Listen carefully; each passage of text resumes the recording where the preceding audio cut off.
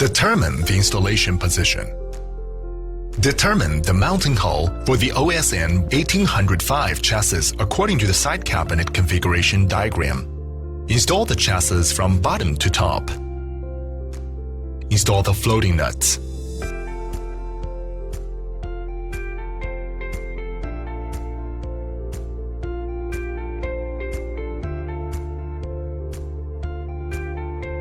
Install the mounting gears in the chassis. Installation tools and auxiliary materials for the chassis and mounting gears. Install the transit mounting gears of the ETSI cabinet.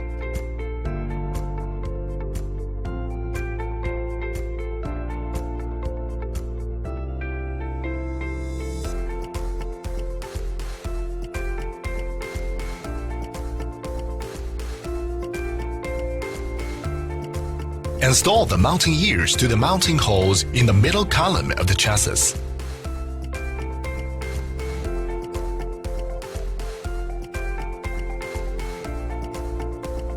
Pull out the protection ground cable and power cable that are routed on the side of the cabinet, and then prepare for cable connections. Install an OSN 1805 chassis. Install a chassis in an ETSI cabinet with middle columns and 6-3B. Remove the screws that connect the protection ground cable from the chassis. Lift the chassis to the guide rails of the cabinet and tighten the screws to secure the protection ground cable.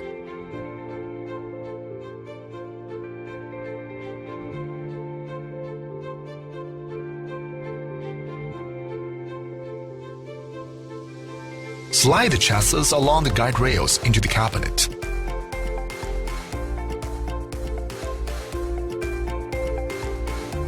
Install 4 screws on each side of the chassis.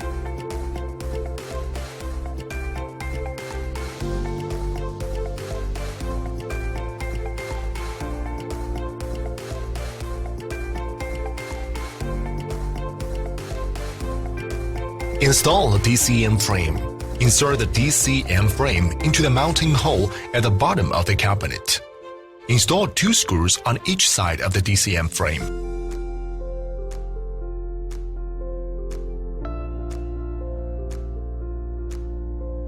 Install a power cable.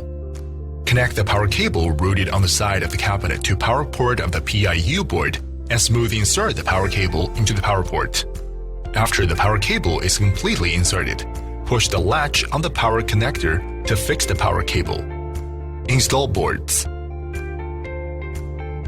Use a Phillips screwdriver to loosen the screws on both sides of the filler panel. Hold the screws on both sides of the filler panel and remove the filler panel smoothly.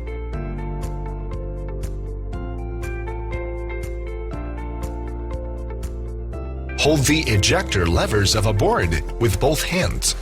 Do not touch any board chips, circuits, or other components.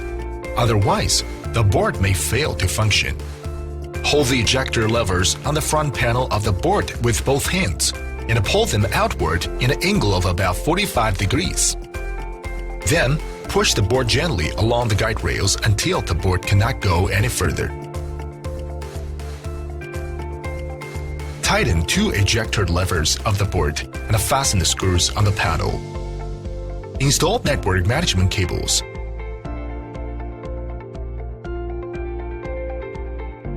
Connect the network management cables properly according to the connections between the master and the slave subracks.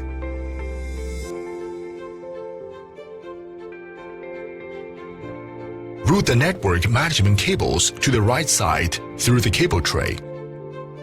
Install alarm cables and clock cables. Properly connect the alarm cables and clock cables.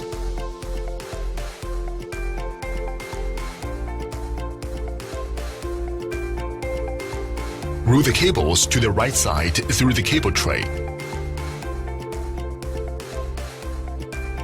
Install E1 service cables. Properly connect the E1 service cables.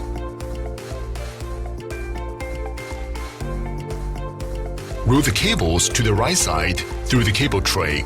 Tighten the screw on the E1 cable connector. Bind the cables. Route and bind the network management cables, alarm cables, clock cables, and E1 cables on the right side of the cabinet.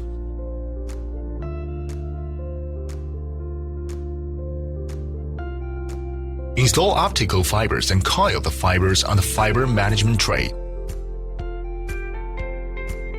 Use a fiber cleaning tissue to clean the optical fiber. Remove the anti-dust cap from an optical port on the board. Insert the optical fiber.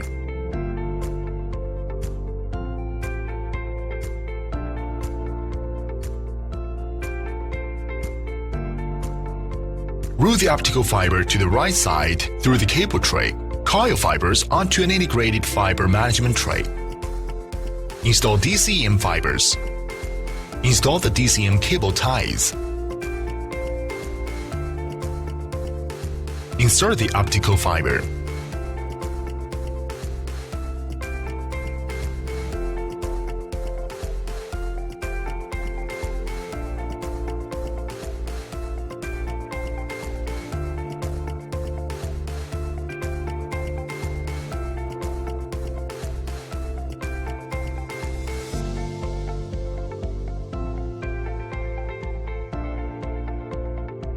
Lay out DCM optical fibers.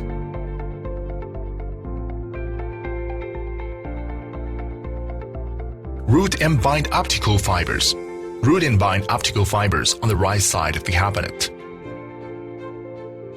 Check the installation. The mechanical parts of the device are intact and properly installed. The cables are not damaged, broken, or spliced. The cable connectors are properly and reliably connected. The labels at both ends of each cable and fiber are marked correctly, clearly, and neatly. Cable outlets at the top and bottom of the cabinet are sealed. The bending radius of the optical fiber must be greater than or equal to 40 millimeters. Optical fibers must be properly arranged and bound.